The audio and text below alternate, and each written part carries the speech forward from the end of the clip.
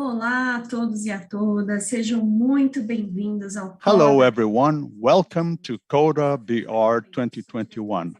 I'm Fernanda Capanucci. I'm the Director of Open Knowledge Brazil. This is the keynote presentation of this 6th edition of the National Digital Investigative Journalism. This is organized by the Data School in partnership with Google News Initiative. And we also have the support of the U.S. Embassy in Brazil, the IVUS Institute, IDP, the Brazilian Association of Investigative Journalism, ABAVI, WISPER, our consortia, and Topia. CODA also has the media support by IAI Exclusive, ISPN, and the United System Europe. Just a reminder to you all who are joining us in this YouTube session, this is going to be an English session, so you can gain access to the interpretation into Portuguese, as well as to the floor in English. The interaction will take place in English. So if you don't want to miss any of the content in Portuguese, you can pick the Portuguese channel.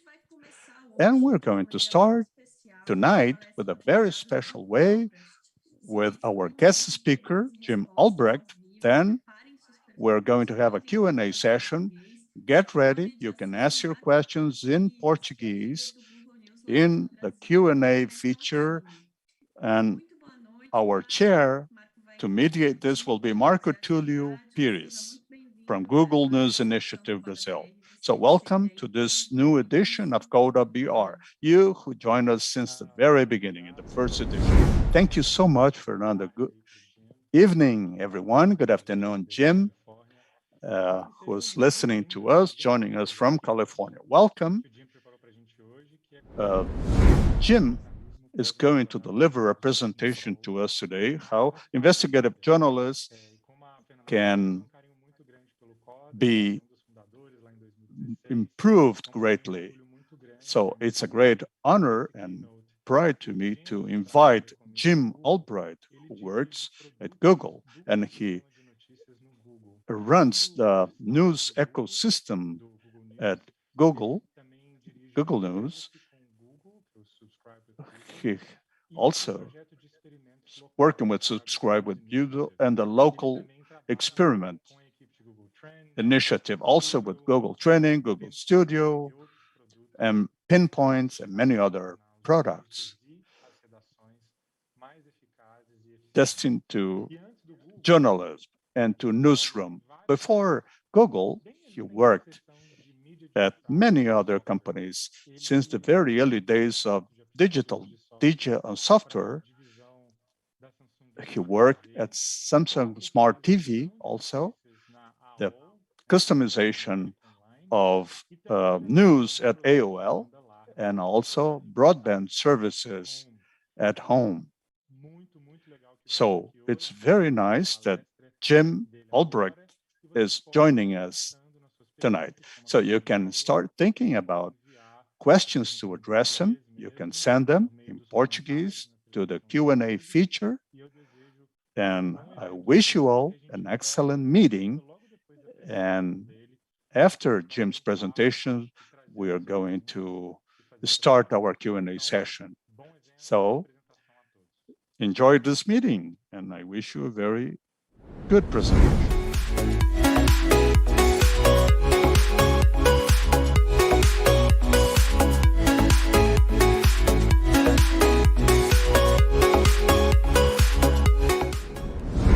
Hello from California, and thank you to CODA for inviting me to speak today.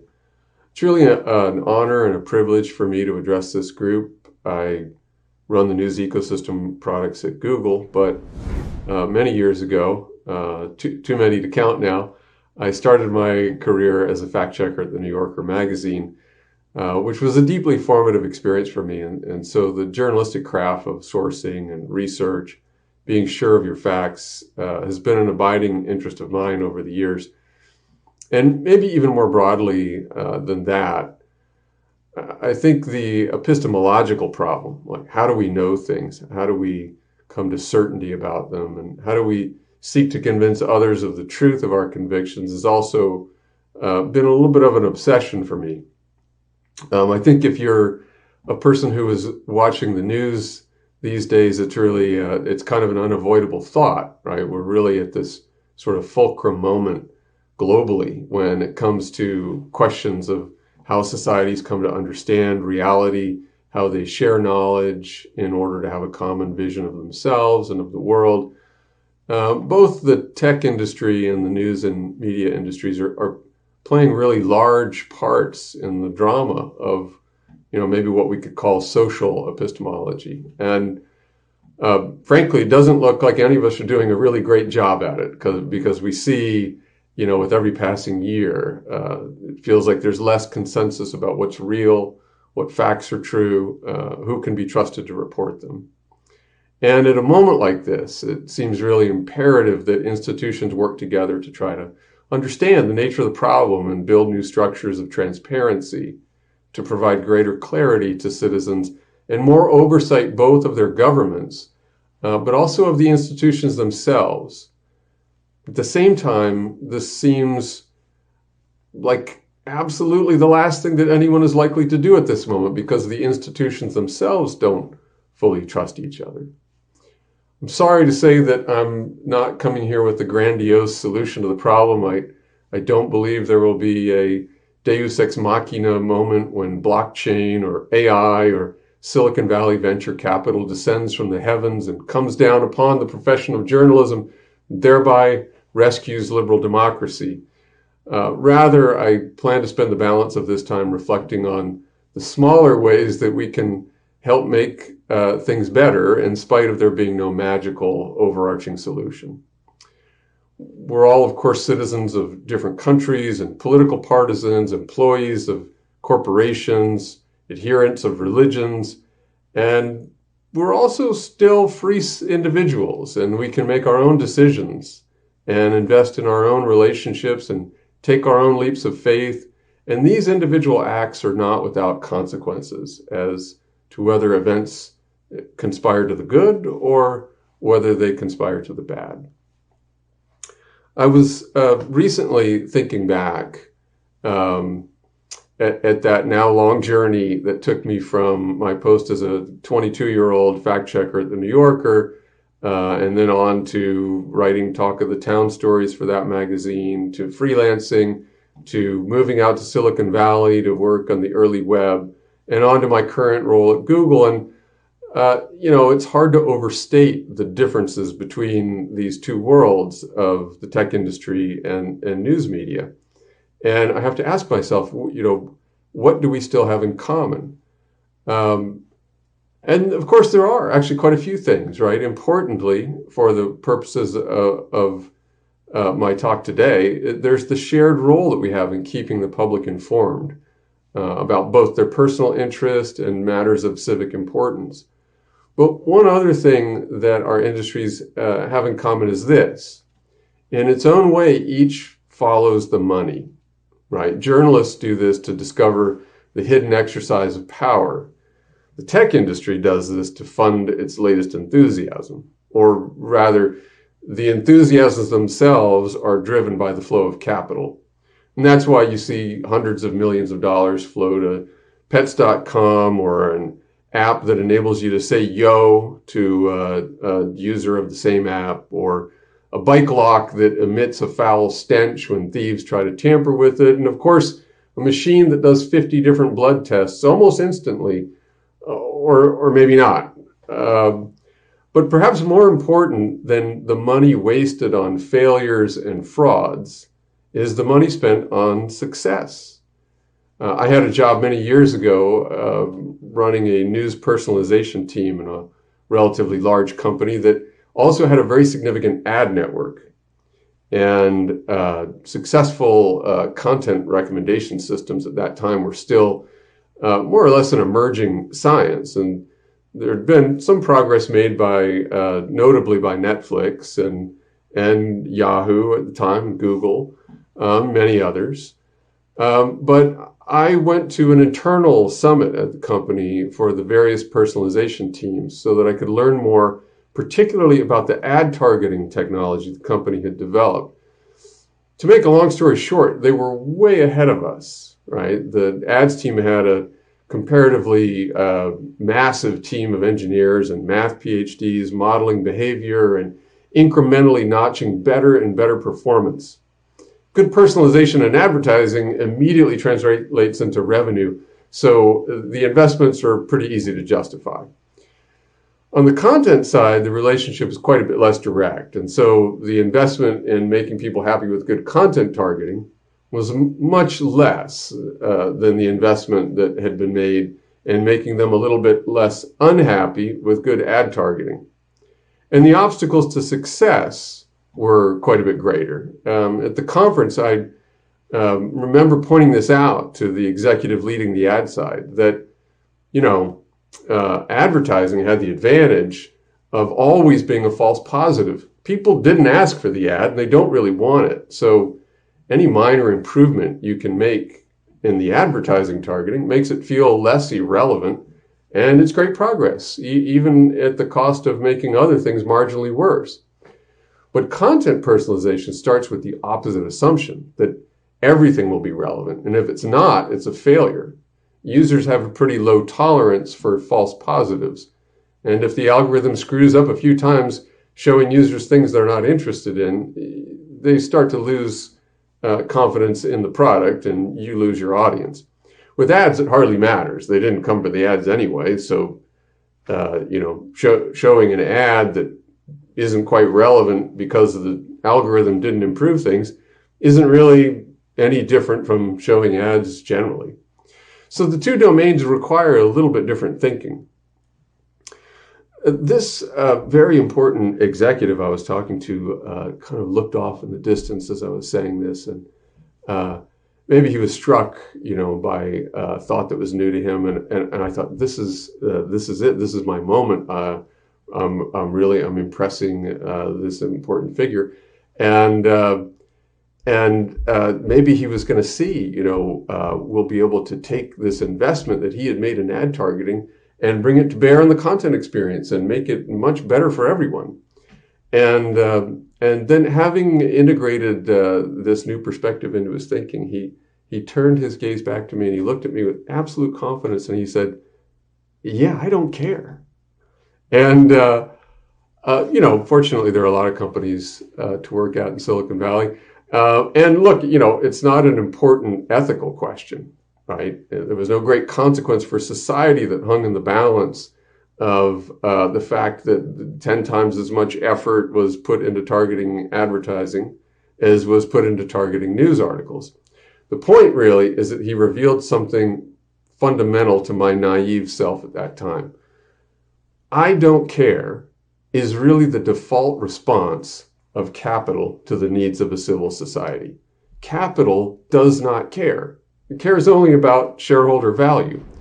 So enormous resources get put into machine learning in order to chisel a fraction of a penny in a high-speed trading operation, or to make my photo album look a little bit prettier, but not maybe into how to recognize fraud being perpetrated by businesses taking advantage of a government subsidy program.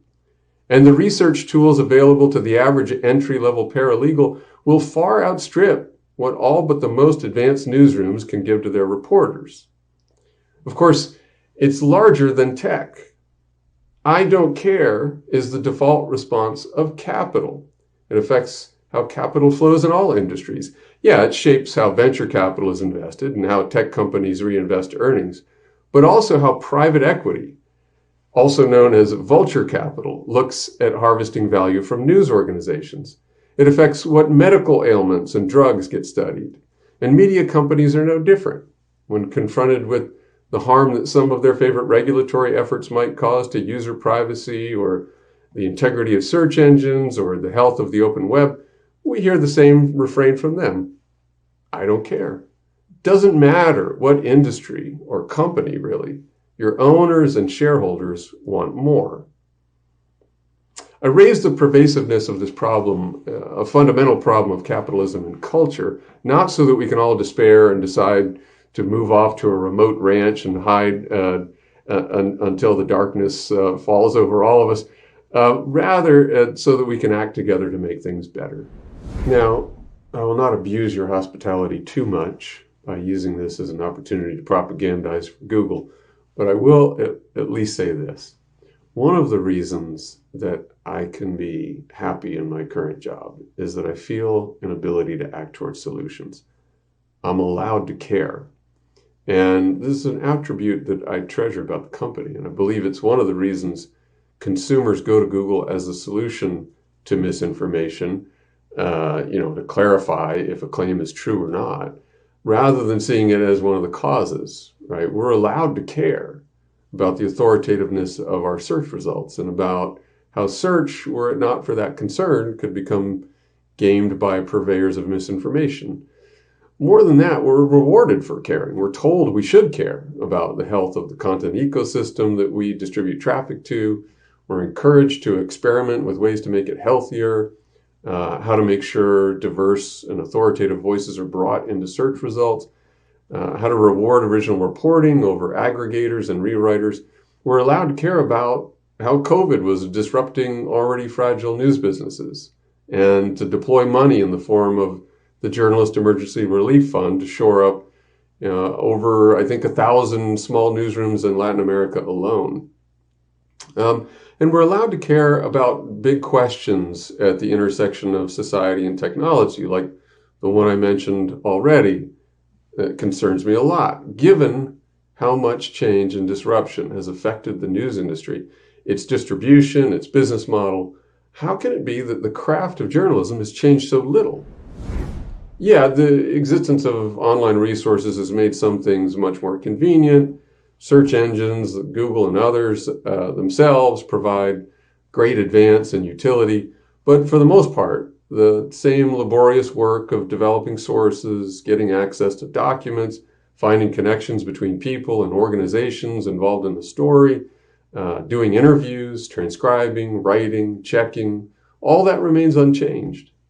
The transmission of information and commerce have become far more efficient in so many ways over the years. The way we do banking or make travel arrangements, the way we watch movies, read books, file taxes, all of these things have changed dramatically. But the way journalists gather information and the way transparency is defended in civil society has really changed pretty little. So here's the particular question my team asked itself. If we presume that we have permission to care, how would we think about optimizing new technologies for the practice of journalism? The first tangible output from this process was a product called Pinpoint.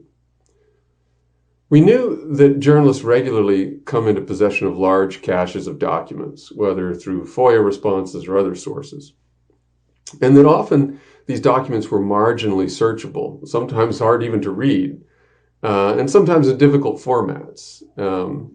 And a tremendous amount of labor was spent manually reading through the documents and looking for entities, people, places, things, certain keywords. We also knew that machine learning had made huge advances in text recognition across many languages. And we surprised even ourselves when we wired up the latest version of Google's text extraction libraries and saw the results. Names written by hand, writing in the margin of a document, upside down, sideways documents, fine print on the label of a whiskey bottle in the background of a photograph. All of these things were successfully extracted and indexed. We also know that over the years, Google's search infrastructure had developed an extensive knowledge graph. That is a repository of people, places, and things, and the relationships between them. And while the state of the art is still not perfect, of course, we've gotten pretty good at looking at a name and the surrounding text and figuring out how to disambiguate who or what is being written about. So we plugged that into the product as well. And so not only would text be extracted from difficult document formats, but all the people and the organizations and places would be extracted and organized and displayed as well. When we had done this, we tested it. with a large collection of documents that had been released by the US government related to the assassination of President John F. Kennedy. The power of the solution was revealed to us by what we thought was a bug. When we selected Lee Harvey Oswald from the entities that had been extracted from the documents, we immediately got the subset of documents containing Oswald. But the system also seemed to be including a person named Hidell, and our engineers didn't understand what they'd done wrong. After investigating it, they found something unexpected. Hidell was a pseudonym used by Oswald. Now, the Google Knowledge Graph knew this, even though we didn't. That episode, where the system actually did a better job in extracting information from the file than we would have done, manually reading it, started to reveal to us the potential power of the system. These capabilities really, should be commonplace as part of any reporter's toolkit. We're in the third decade of the 21st century, and reporters shouldn't be wasting their time doing tedious machine tasks, recognizing words and characters, and searching and filtering and highlighting terms. They should be sifting through the end product of those operations, looking for meaningful connections. The recognition of shapes, patterns, objects, and entities is a core strength of computing. Recognition of meaning is the province of human insight. We should be having reporters spend more time doing the latter, less time doing the former. We also looked at the development of transcription technology. 20 years ago, machine transcription of audio was basically useless. 10 years ago, it started to get interesting. 5 years ago, it worked fantastically if what you were saying was something that resembled a search query. Today, while, like the entity recognition, the results are not perfect, I would say computer transcription is very usable in major languages and could certainly save an enormous amount of time and money. For this reason, we also added audio transcription as a built-in part of Pinpoint. So audio files uploaded to Pinpoint are automatically transcribed and organized like any other file type. Free transcription is also available now in the Google Recorder app, which records live audio and provides real-time transcription as it does so. Again, time spent by a journalist typing out a transcript is time taken away from the work of insight and discovery. The amount of time reporters have spent over the years painstakingly typing interview transcripts can never be recovered, of course, but we don't have to keep living that way in the future.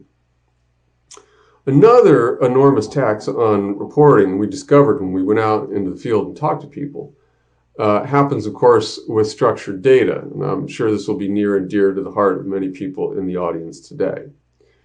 Often, structured data comes locked up in unstructured documents. And sometimes government agencies releasing the data are not exactly in a hurry to make the data easily accessible to the press. So a tremendous amount of manual effort can be required to extract the structured data and put it into spreadsheets before any analysis can begin. With advances in machine learning and computer vision, the recognition of structured data should be achievable in many of the cases that were previously impossible. We're currently piloting an extension of Pinpoint that does exactly this. We've had engineers working on this for a couple of years, and we think we're close enough to actually get some real-world experience now.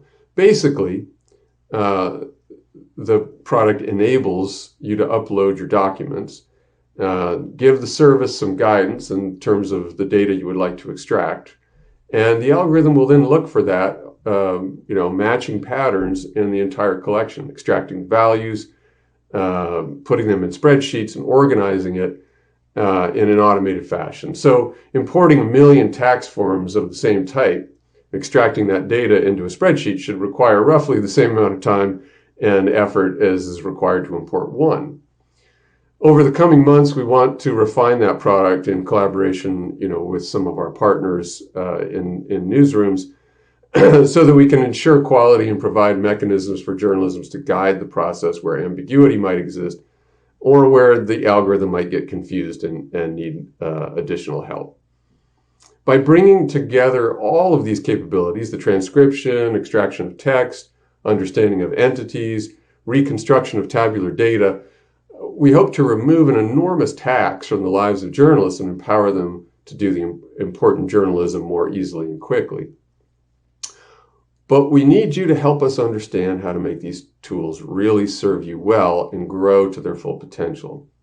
There are many future directions we could take. For instance, we know user annotation is important. Tagging important documents, commenting, perhaps finding new types of entities within them like addresses and dates, being able to recognize or annotate specific types of relationships represented in documents might also be important. The difference between, say, a personal meeting between two people or a financial transaction, or merely being at a common event together, or being donors to the same political campaign. Very different types of interactions.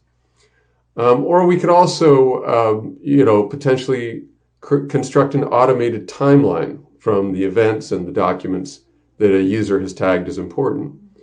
But we depend on you as our partners to help guide us as we prioritize future work. Let me put a little bit of a finer point on that last point around collaboration. Transforming the profession, the craft of journalism, should be a point of greater collaboration between tech companies and newsrooms, but also between newsrooms themselves. The changes in the distribution model for news, the fact that any person can easily access news produced anywhere in the world, has also changed how journalists can think about collaboration. Historically, in the United States, and I think this is true of Brazil as well, journalists have thought a lot more about competition than about collaboration. How do I beat my competitors to press with this story? In a world where 100 different newspapers are covering the same national stories and the same political events in the country, it makes sense to think that way. But as national desks at regional and local press have diminished or gone away, it starts to make much more sense to think about collaboration, about how to work together with other newsrooms to bring the goal of transparency to society. After all, the important thing is that citizens can be informed about what their government and other sources of power are doing and how these activities affect their lives. And we've seen very fruitful collaborations by such organizations as the International Consortium of Investigative Journalists, ICIJ, most recently with the Pandora Papers and previously the Panama Papers, many other similar projects. In the States, we see these sorts of collaborations organized by publishers like ProPublica. In Brazil, we saw this when national publishers came together to ensure that accurate COVID data continued to be available to the public throughout the pandemic. We've tried to support that basic capability, collaboration inside the newsroom and beyond individual newsrooms, by letting journalists share the data that they put into Pinpoint with other journalists. And in fact, we've worked with some organizations to curate useful data sets and make them available to all of the journalists on the platform to gesture at what we think the platform could achieve in the future.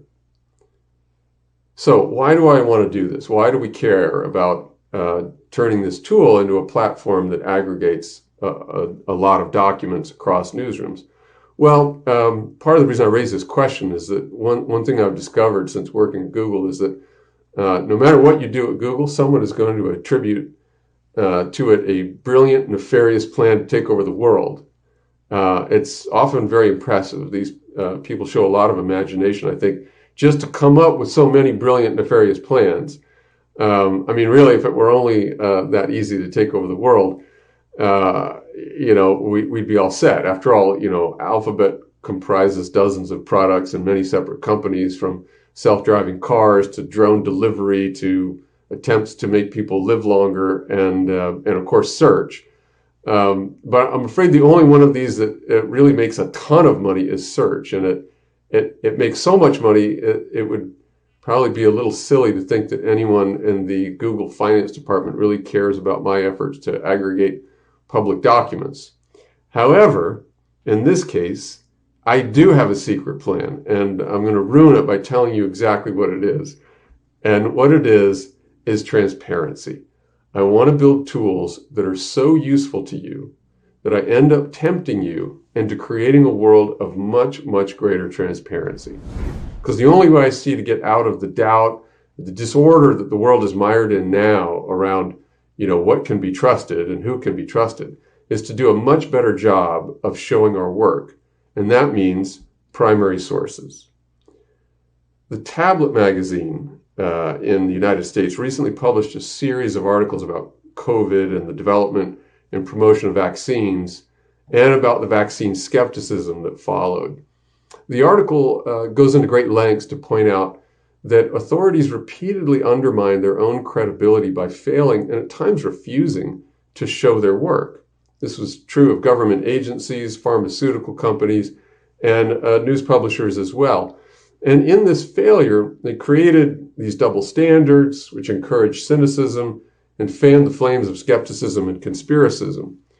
And we all know this old adage that sunlight is the best disinfectant, but we don't always do the best job of taking it to heart. One of the amazing things about the work that the ICIJ and similar organizations do is that they make primary sources broadly available to journalists.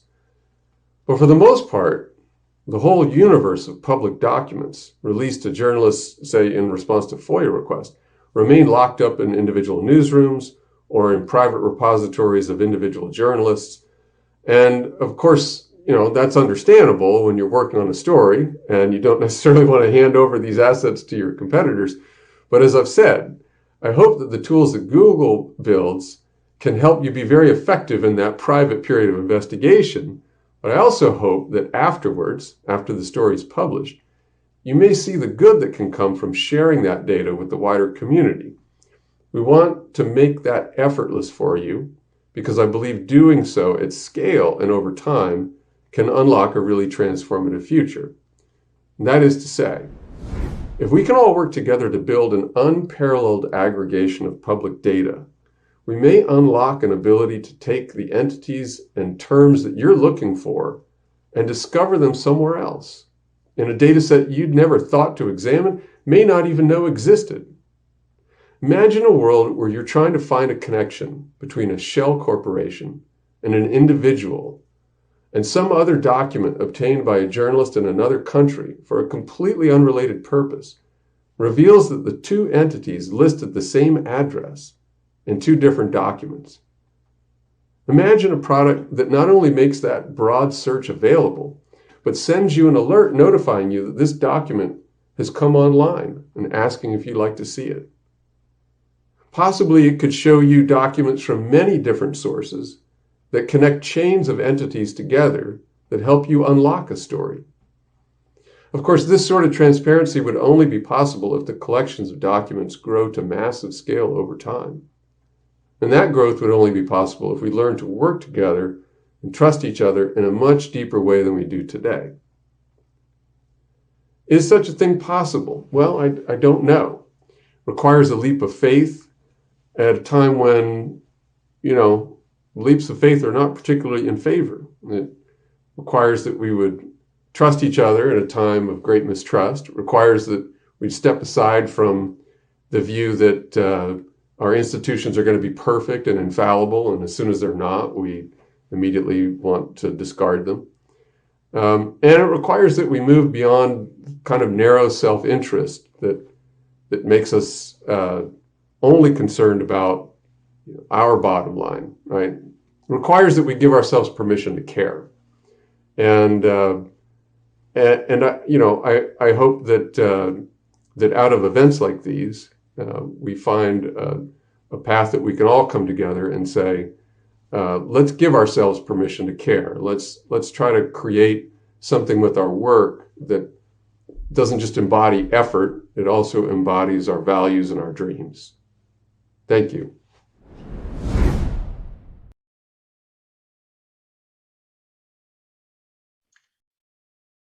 Thank you very much, Jim. This was an amazing presentation. I wanted to kickstart our conversation with one question that really speaks to this first and last bit of your presentation, because during the first part of the presentation, it really got me thinking about the Friedman doctrine, right? About how in the 70s, this economist Milton Friedman advanced this idea that the social responsibility of business is to increase its profits.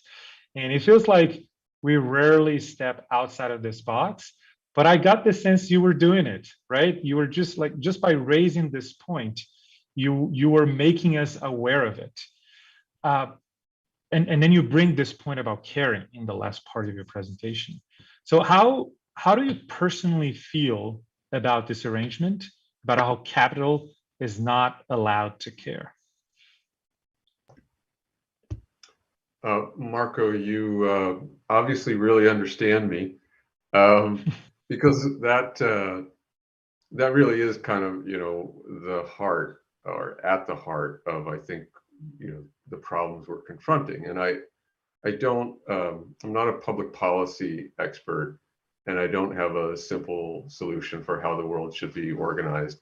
But it's always seemed obvious to me that there is this, conflict that society needs to wrestle with, and it's basically this: capitalism, we know, is a profound and profoundly powerful generator of wealth and progress, technologically, systems progress, variety of ways, very powerful. But it is amoral, right? And if there are things you value about your culture, there's no guarantee that you'll be able to preserve those things in the face of where capital, unfettered from any other concern, will take you, right? And so it's always seemed sort of obvious to me that there has to be constraints, and that the constraints, hopefully you'll, there's an old American song from the 60s that hopefully you will teach your children well, and your children will grow up to manifest cultural values as they work out their life in whatever companies or the way they interact in the capitalist system, that they will have a conscience about them, right? But it does seem like there needs to be more than that. And I think that's where cultures express their will through their governments, and so we put guardrails on what we allow to happen in society, and that seems to be a very healthy process. It doesn't always, and I mean this, moving from what personally I think to kind of some of the challenges Google has, you do see these cases where a government will try to impose a regulation in order to defend a value, but they might not understand well what the unintended consequences of the regulation are. So I think there's a real challenge of how does industry and government, how do they partner in order to create sensible regulation that defends the values of a society? It's a little bit, I always thought it's a little bit like a car engine. People are like, no, there must be complete freedom of capital. And you go, that's kind of like saying, I want to build a car and I'm not going to have a carburetor. And what really is going to happen is you're not going to build a car, you're going to build a bomb. You know what I mean? And that's the kind of destructive power that gasoline or capital has. And it's really all of these complex systems, the carburation, the way the piston is designed, the way the steering interacts with the wheels. All those things are what make a car. They're all regulations of this valuable explosion of petroleum, right? And I feel like that's sort of the same view that you have to have of the way capital interacts in a society. Right. It feels almost like you're also not only talking about explosive mixtures, but also a little bit of a tension that exists there. So I wanted to ask you about one of such tensions, because you make a really interesting point about how private companies and journalists, they all follow the money, but with different motivations, right? And I think that in itself, it resides a portion of this tension that exists between how and why we should collaborate with tech companies. It's at the heart of how we build this trust. How do you think about this, if you agree with the premise of my question? And how do we strive, both tech companies and journalists, to loosen that tension? That's a great question. I mean, I think part of the challenge, I think, certainly for us at Google is, I think Google was founded as a company that really viewed itself as honestly highly aligned with the mission of a free press, right? That we felt you know, getting access to information, giving that access to citizens, democratizing it, was really a core part of Google's mission to organize the world's information and make it, you know, useful, accessible, and useful. And being able to present useful information was also a mission of journalism, of course. And I think it's probably broadly true that journalists also felt that there was quite a bit of alignment between the mission of Google and the mission of journalism, all the way down to simple things like, you know, the existence of Google search was actually a really important thing for journalists. It was kind of made their, in many respects, made the job easier. And then, of course, as Google has grown to be a gigantic company, that relationship has become much more complex, right? Because the journalists obviously have now additionally an oversight role, right? How is Google operating? How is it using its power and influence in society? And so journalists rightly look at it and say, like, well, we have to be careful about how friendly we are exactly with this or any other large corporation. I think, you know, the constructive path is really to acknowledge those things, I think, really plainly. Like, is one of the things that, I don't know how loud I should say this, but when we were building the Pinpoint product, I would say to the team, I was like, somebody would raise the question of like, what if somebody uses Pinpoint to do a some kind of expose about Google, some aspect of Google's business? And I was like, that would be fantastic, because it would actually show the bona fides of like, this is a tool that should be used to hold power to account. If that ends up being us someday, so be it, right? You know, obviously we might have a different point of view about the interpretation of facts or the way a story is presented, but I think we certainly feel like we're trying to build tools that are enabling, and yeah, we're as fair game in this world as anyone else. Right. Yeah, I also wanted to touch on that point, because journalists are very skeptical, right? And when you think about the collaboration between journalists and tech companies, or even between journalists, you mentioned in your presentation how difficult that is, but it happens, right? Especially cross-border investigations.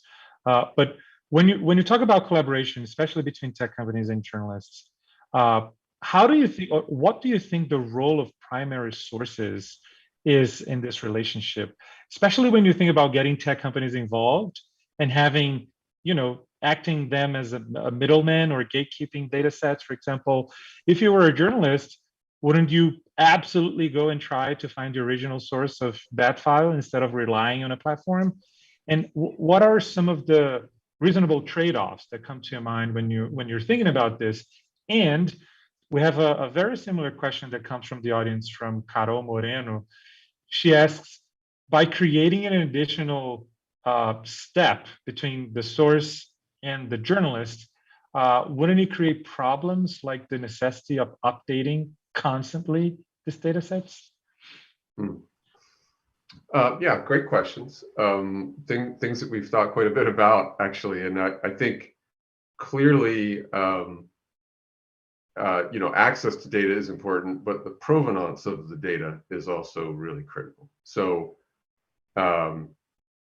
one of the things that we've kind of built into our planning, and you can see it in the product today, actually, is that we don't want to be literally the middleman curator of this data.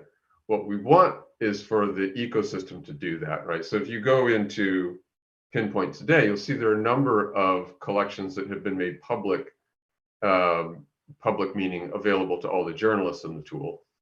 And they're branded in a sense by the publisher who has curated them. So for instance, we've worked pretty closely with the Washington Post. So we have a number of collections of data that were put onto the platform by the Washington Post and their editorial team. So the result is when you go and look at those, there are a couple of important things. One, it's not Google.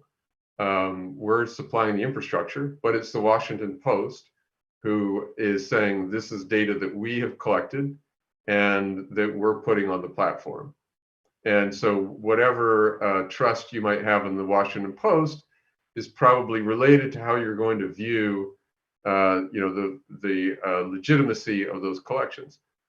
It also provides then, I think, an ability for a journalist to say, well, this is interesting.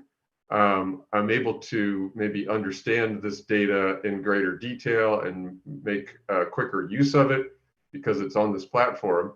But if I really need to get to, a document and assure myself it is what it purports to be, I know I can reach out to the Washington Post. I can find the people who have, presented the documents and be able to request, access directly to their version of it, or ask them questions about, were there redactions of it? How complete is the collection?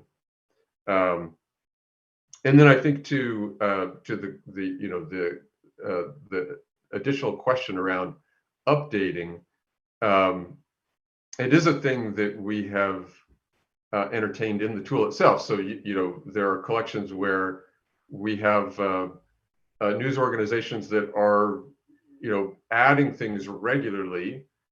These aren't necessarily public, but to their own collection that their newsroom is using, they will add new data regularly as new information comes to them. One example was, again, the Post was working on a story about the insurrection at the U.S. Capitol on January 6th.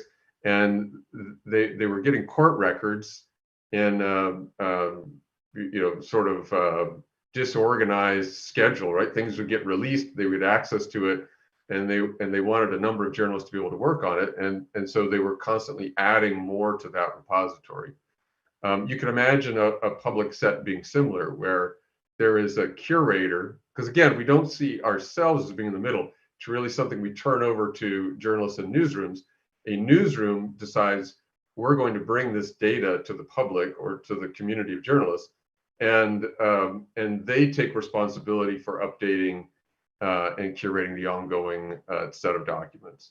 Another thing we've thought about is actually, there are certain documents that a government might release to a website regularly, but they're not very searchable. Maybe it's not very useful interface, right? Sometimes you see a good example would be in the United States, we have something called the Foreign Agent Registration Act, for FARA. And that requires a person who is doing lobbying for a foreign government to register and disclose their activities, who they're talking to, who's paying them, that kind of thing. And those documents are regularly updated and released on a government website. And they're almost useless because you can't search anything inside the documents. I don't know whether that's by design or just by accident, they haven't done the work. But that's a collection of documents where you could just regularly be feeding them into Pinpoint, and then all of it would automatically be extracted and indexed and searchable.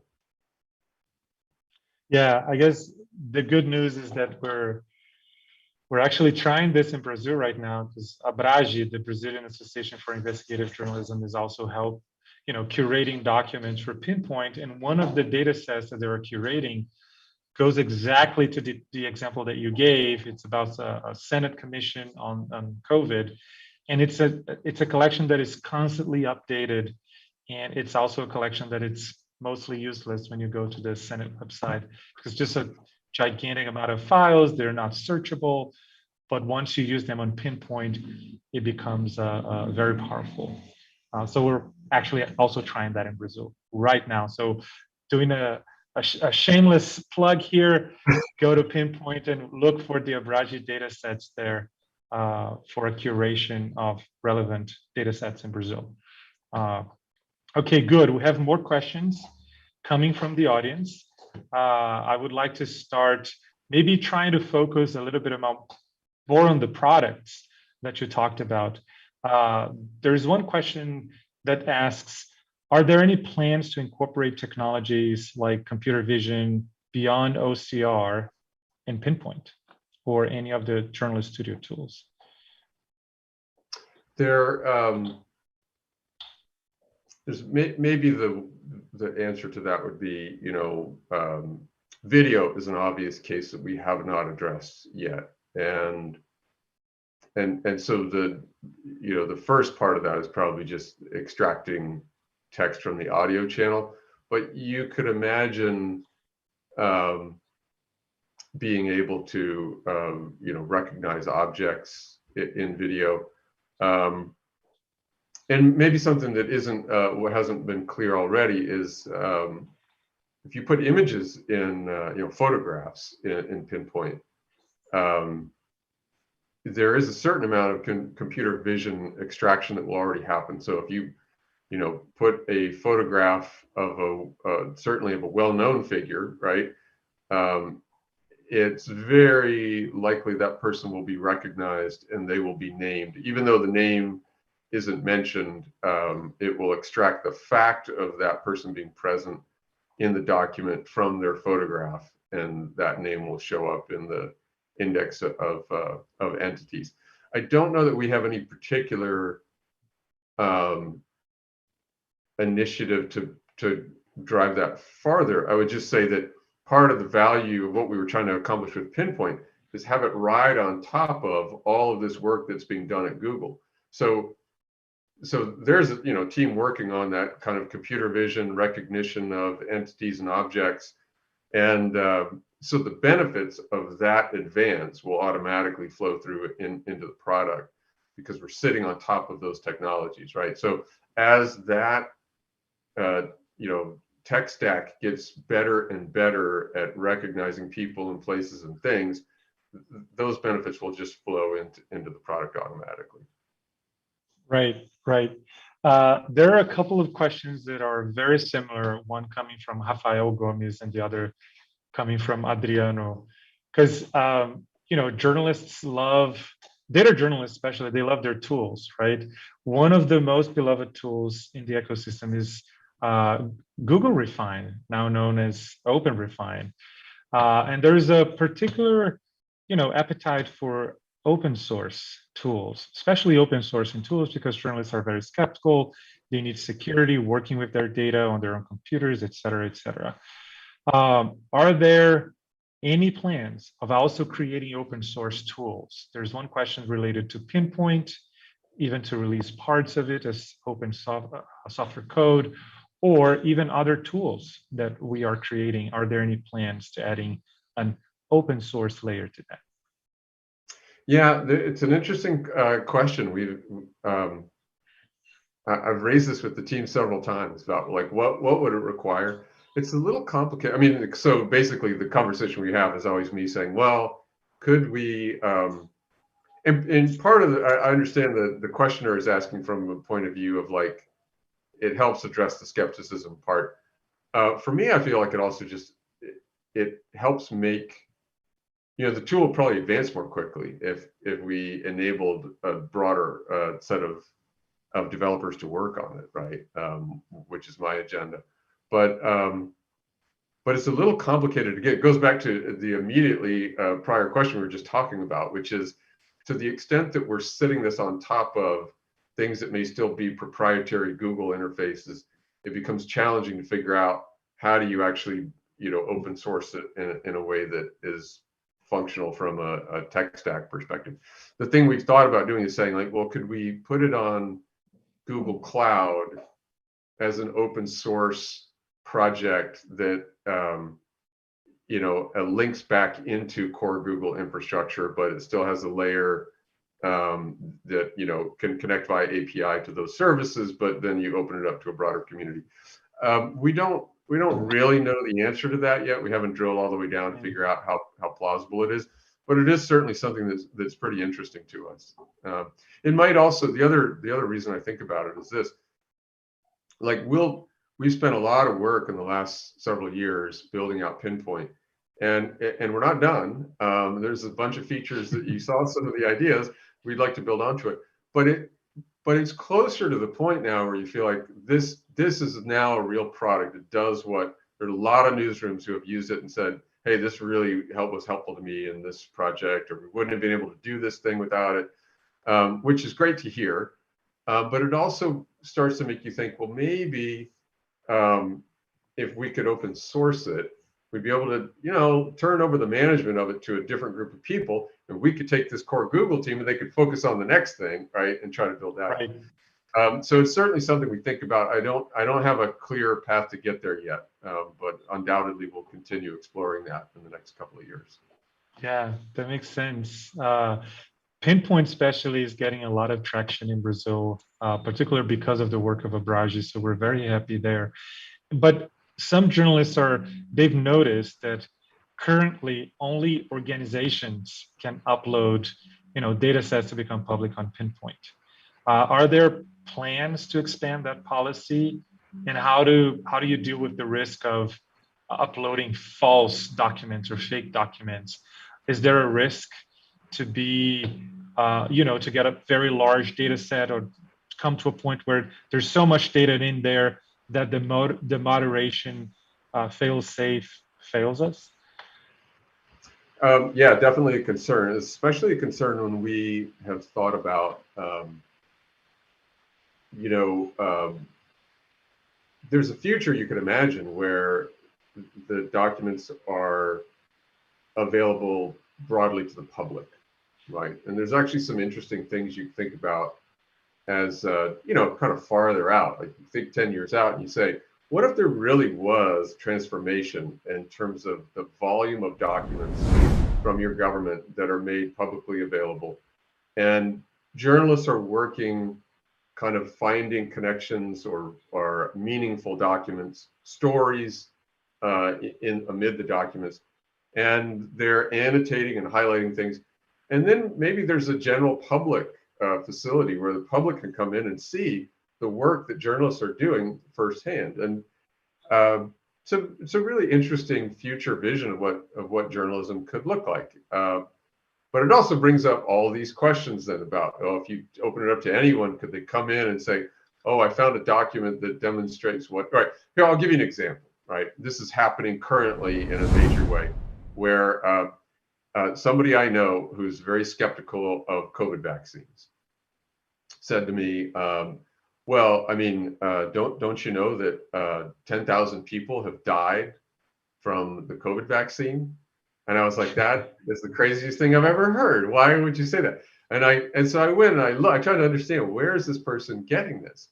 And of course, it is that when you do a study of a new therapy, the process is that you record everything that happens to the people who experience the therapy over the next period of time, a month or whatever it is. And so you record any adverse event. And that includes, like, they die in a car accident, right? Well, the person died 3 weeks after they got the vaccine, so that you now can study it, right? And so it is in fact true that of the millions of people who got the vaccine, 10,000 died, because 10,000 people who ate potato chips also died, right? And this does highlight that question of, if you just open all of these documents up, undoubtedly people will come in and they'll grab some document, they'll wave it around and say, look, I've found that there's this great conspiracy.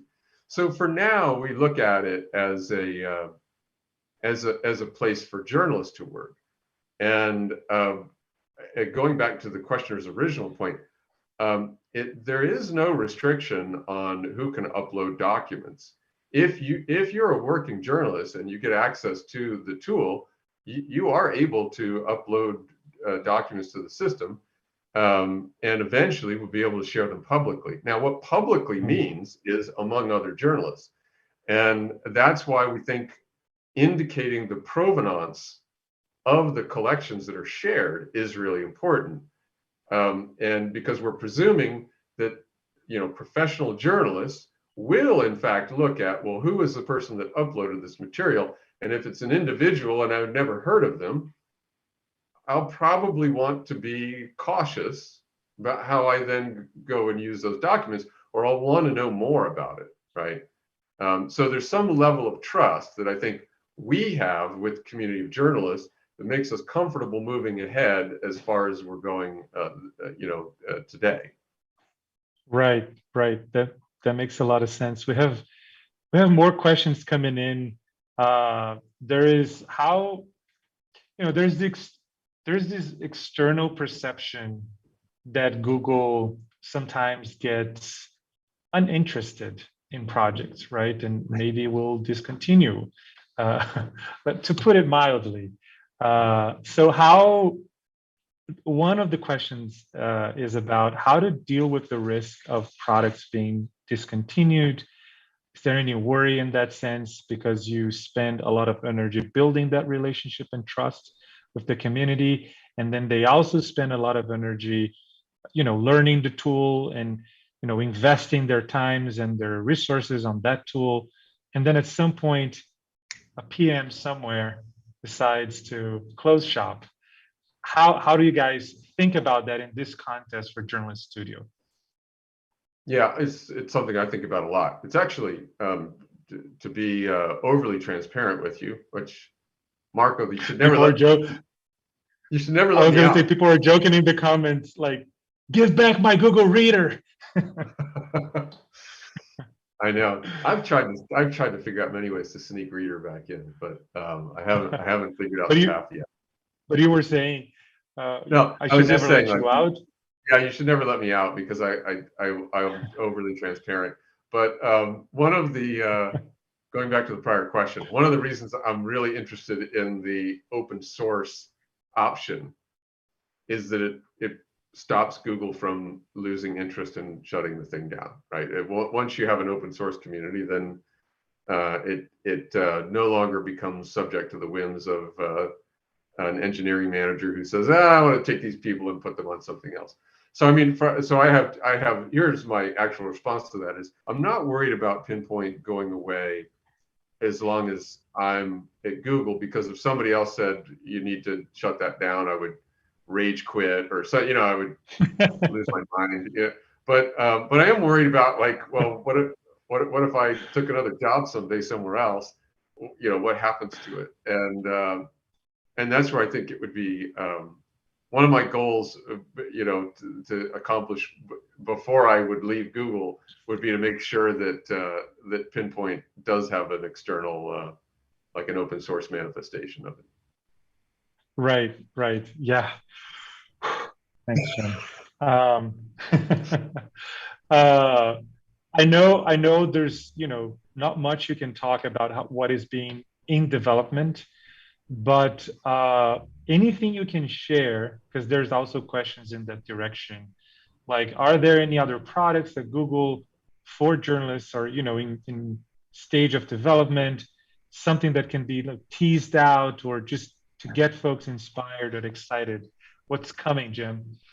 No, I mean, I can tell you a little bit about, on the Pinpoint roadmap, we definitely right now are working on kind of the annotation tools to be able to, as I think it's a gap in the product right now, is that there's not a good way to say, oh, I need to save these 5 documents from this collection because they're the ones that are interesting, or to put comments in, or make a note for some other journalist who's working on this project with you to check something out. So that group of features is what we're working on right now.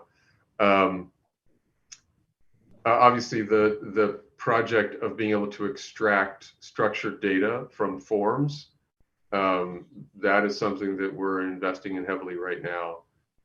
So hopefully that will actually make a broader appearance next year if we can actually get it to work. It's very promising right now, but we're piloting it with a few newsrooms.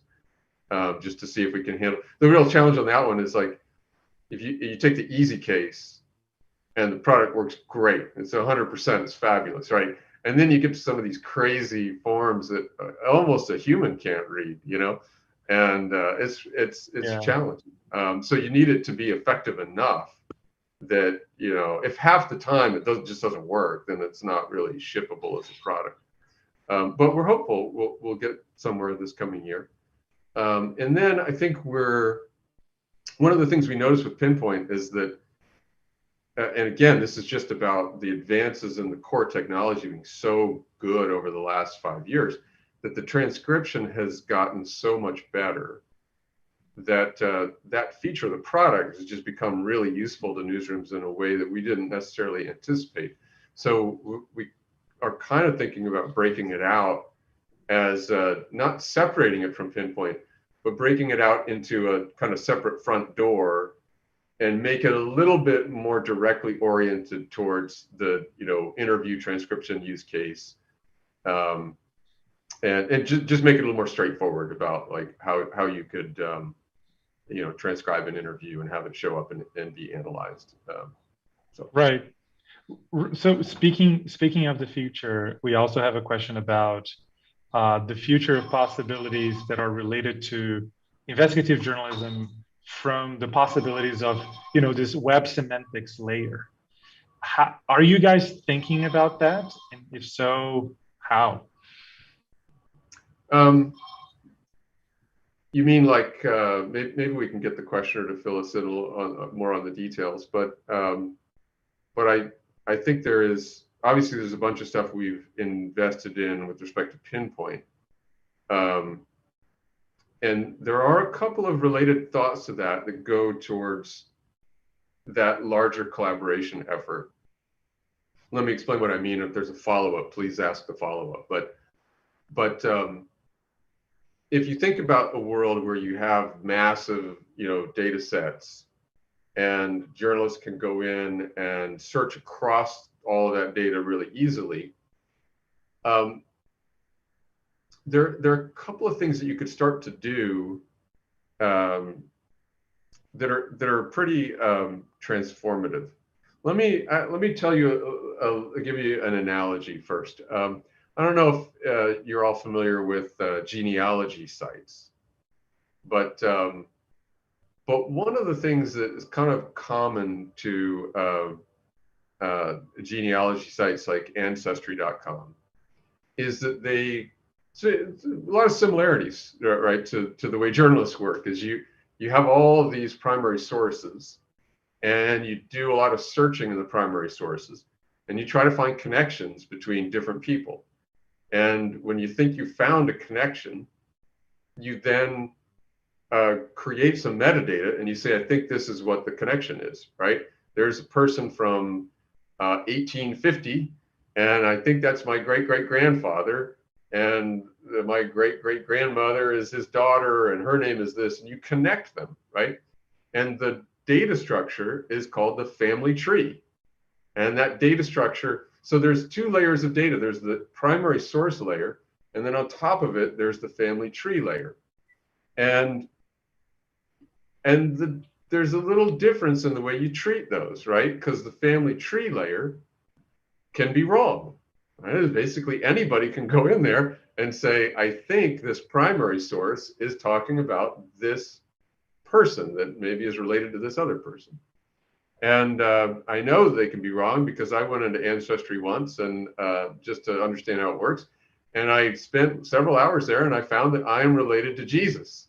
Which I think might not be true.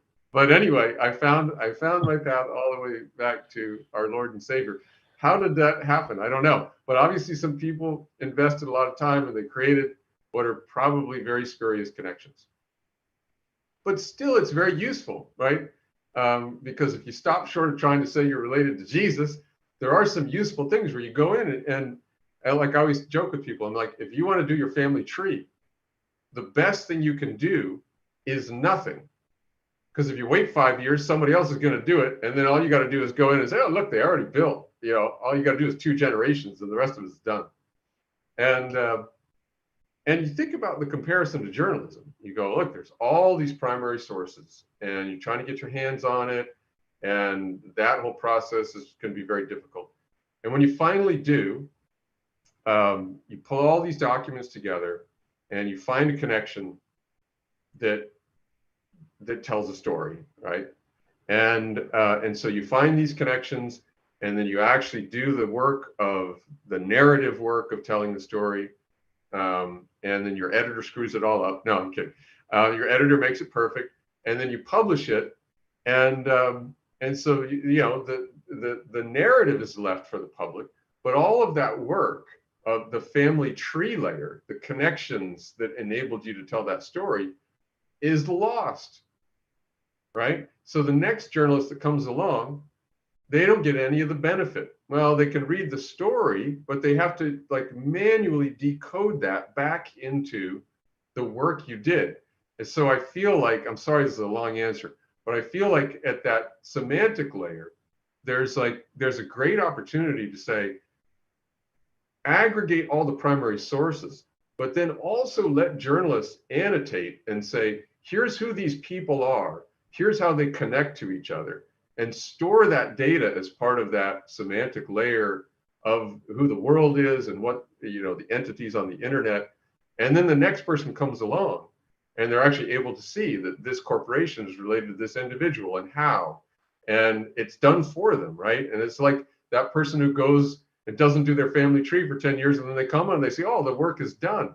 And that's really the world of transparency that you want to strive for, is that a lot of the connections have just been built and dug out, and now they're immediately searchable to everyone who comes after.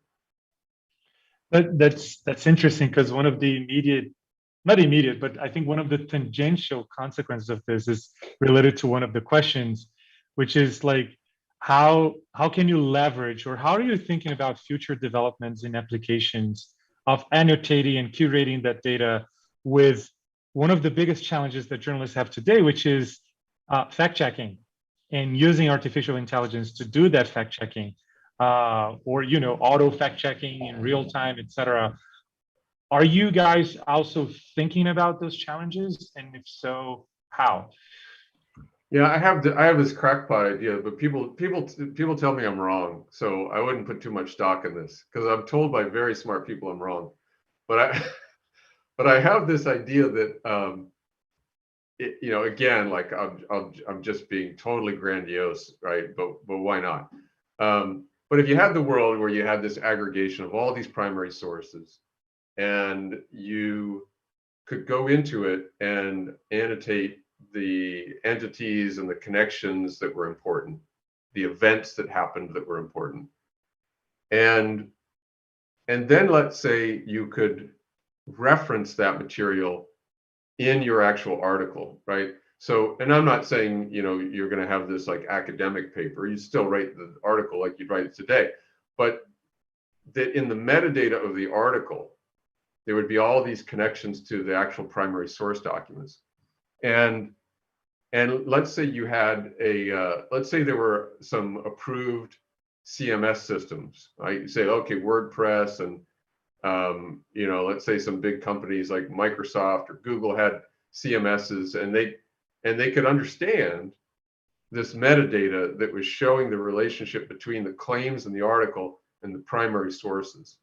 And maybe they could also see like how many human edits were there of the article, and who were the people that were editing, copy editing, fact checking, whatever.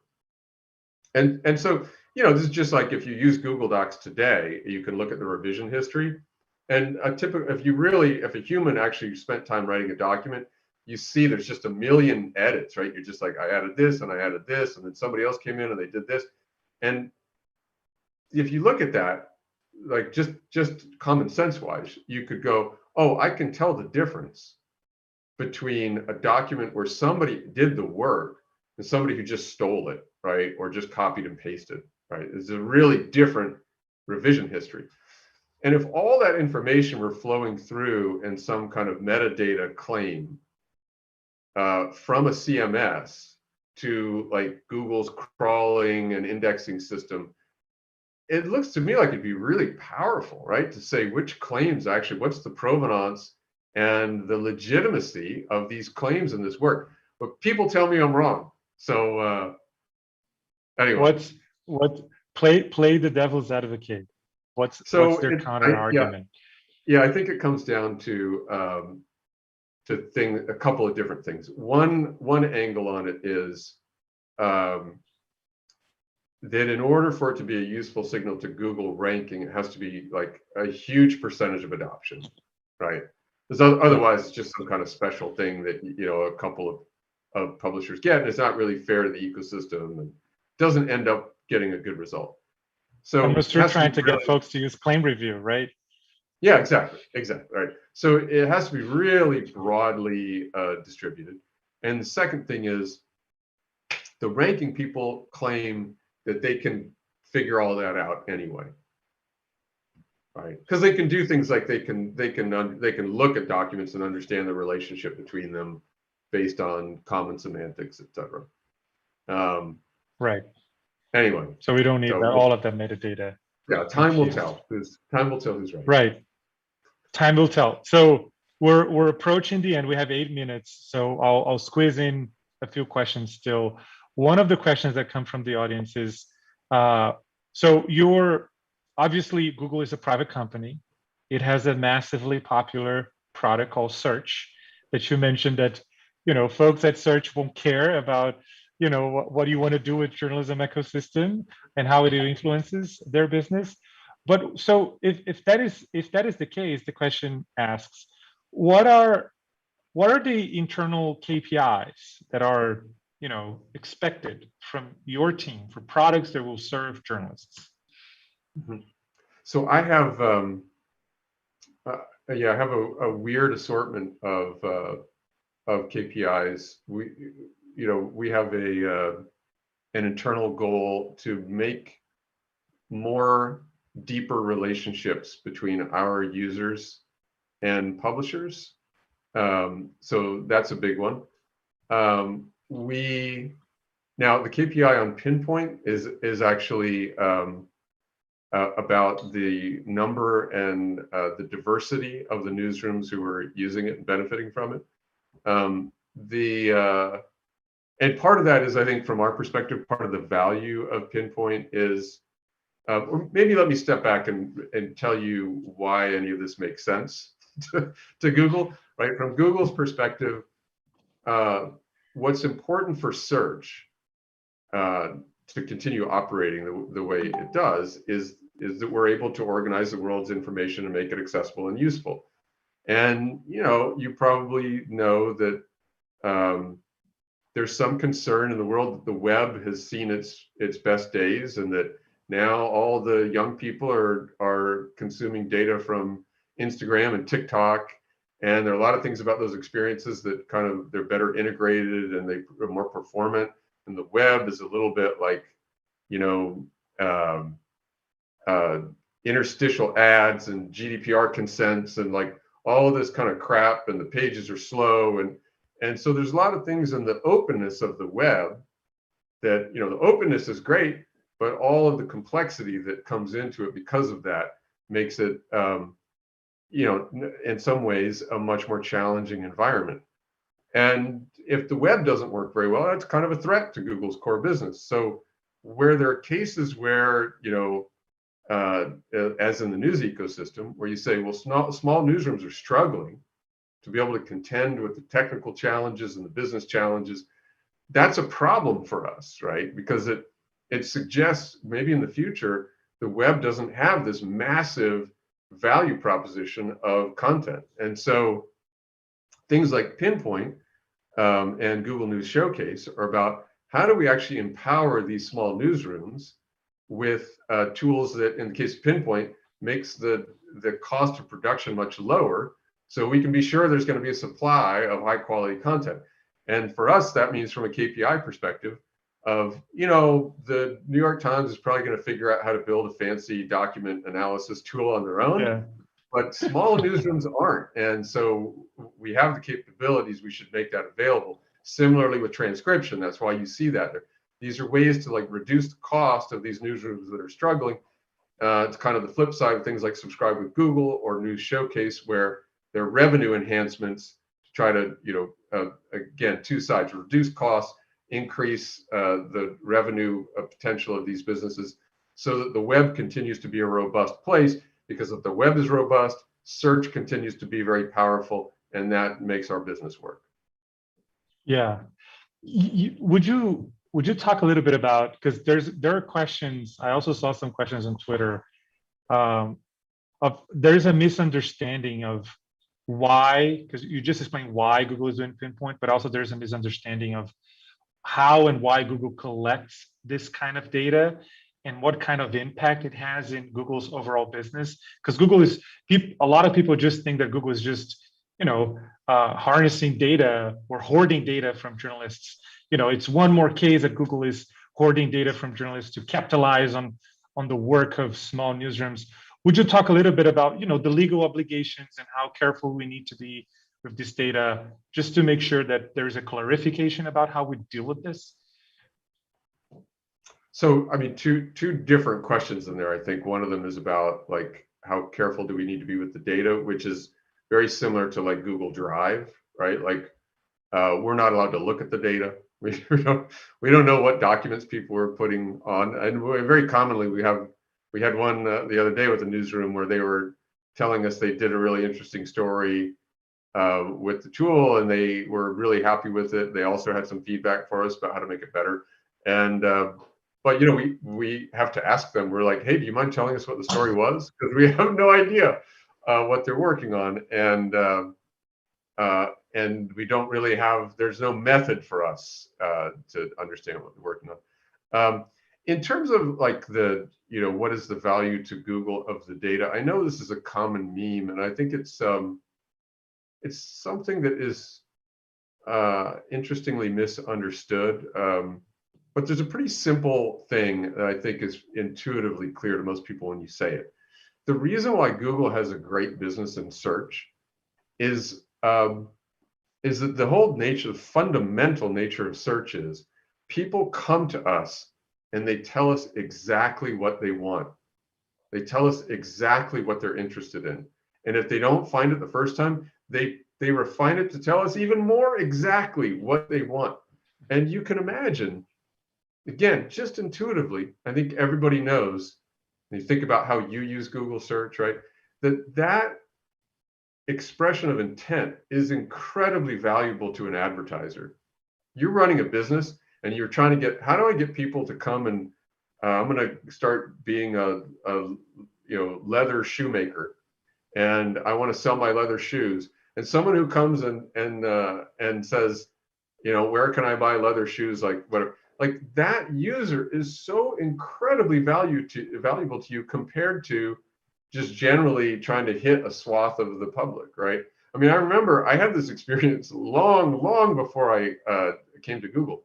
My brother and I had built a house in Florida, and it was like a block from the beach. We wanted to rent it out, and it was right when Google AdWords came out, maybe a year or two after it, and I remember it just blew my mind. I was like, I can only show this ad, meaning I only have to pay for it when somebody goes to Google and types in Seaside Beach, Florida rental house. Like, and there are only like 10 of those people, and they would all see my ad right on the top. And you go, there's no better, like you just can't imagine a better way to do advertising. It's incredibly parsimonious. And now you want to think about all the other ways that extra data could affect that. And some of it can, right? Like if I had a way to know that some of the people who did that query had this kind of income rather than this kind of income, that could help. Maybe I could narrow it down. But in the scheme of things, like all of the data people talk about of like, where did I browse, or did I click on this thing or that thing?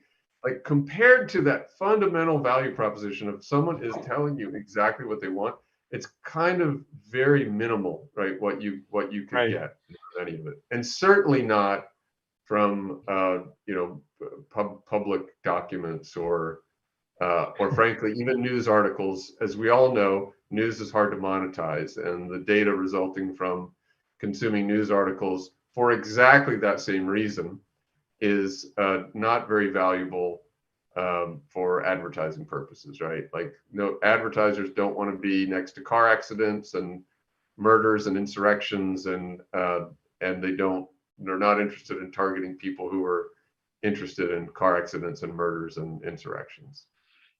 Right. Jim, I'm aware we're at time. I just wanted to give you, if you want to, any final takeaway messages that you want to leave this crowd, but also thank you so much for your time and your insights here tonight, this afternoon, for you. Well, thank you, final Marco. words? No, I would just wanted to say, you know, again, obviously, thank you for having me. It's I feel like super indulged that you allowed me to come and blather at you for all this time. Thank you for not falling asleep. I do, you know, we've learned on my team, we've learned so much from journalists around the world. Really hope that we can continue to have the kind of productive relationship that we've had. Really, the product couldn't exist. And this goes all the way back to the very beginnings of the product. Actually came from me joining Google and calling a bunch of friends of mine that I used to work with in New York, who were journalists, and some of them investigative journalists, and saying, look, hey, tell me about what works and what doesn't work and what are the problems. And really, from that moment all the way through, like, all of this has been us working with newsrooms, having user experience researchers go out and talk to people, meeting with different newsrooms, attending conferences like this, and hearing, you know, from people who are doing this work, which is so important to, you know, our society, and as I've said, to our business. Like that, if the web is not a repository of this really important information, then we don't matter. And so just thank you for your continued collaboration and feedback about the product. I really appreciate it. Yeah, with that, I'm going to switch to Portuguese, Jim, and then thank everybody. Então, mudando para português, pessoal, muito obrigado mais uma vez à Escola de Dados pelo convite. Switching to Portuguese now, I thank the Escola de Dados for the invitation. I thank everyone for the invitation and for participation, and I wish everyone a good week. Bye-bye.